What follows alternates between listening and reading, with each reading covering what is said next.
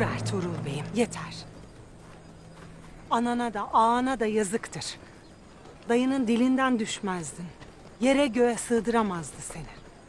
İsmini zikredince gözlerinin içi gülerdi. Uyku uyumaz oldu. Yediği lokmayı bilmez oldu. Artık yeter.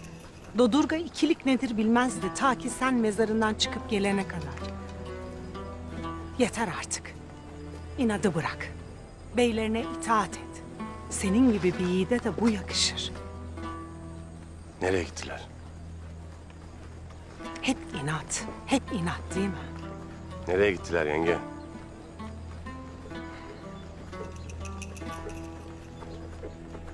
Kuzeye.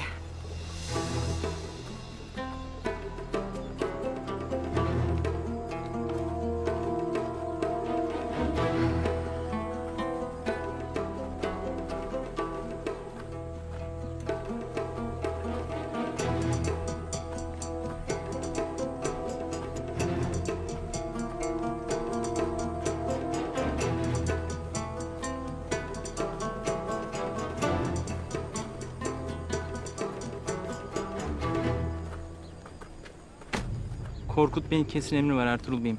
Çadıra giremez.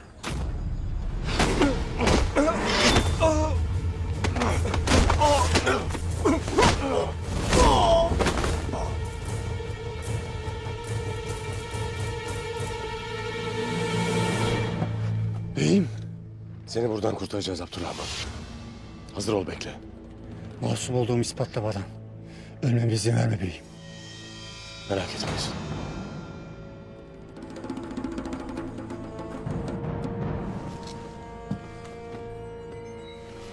Ertuğrul Bey'im, bize yapmak istemediğimiz şeyleri yaptırtma. Git buradan.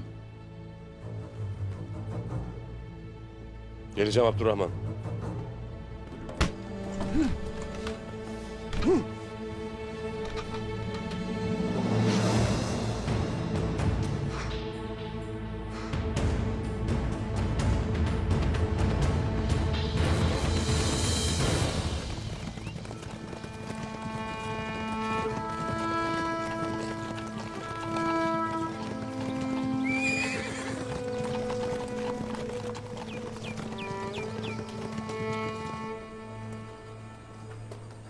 Beyim, biz de gelelim.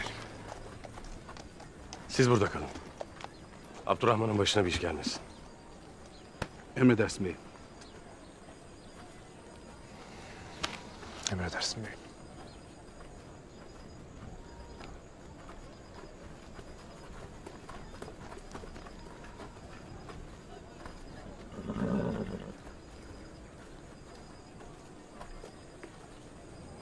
Ertuğrul Bey'in bilmeni istediğim bir şey var.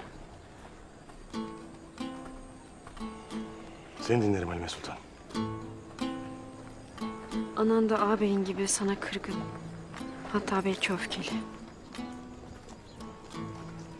Lakin bilesin ikisinin de içi yanmaktadır. Bilirim. Benim onlara karşı bir kırgınlığım yoktur. Onlar doğru bildiklerini yaparlar. Turgut ve Doğan'la birlikte seni sürgün etmeyi bile düşünürler Ertuğrul. Ben de bunu isterim Halime Sultan. Bu obada elim kolum bağlanmaktadır.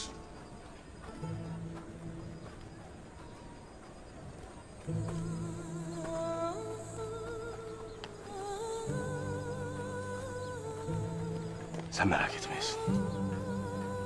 Herkes er ya da geç gerçeği görecek.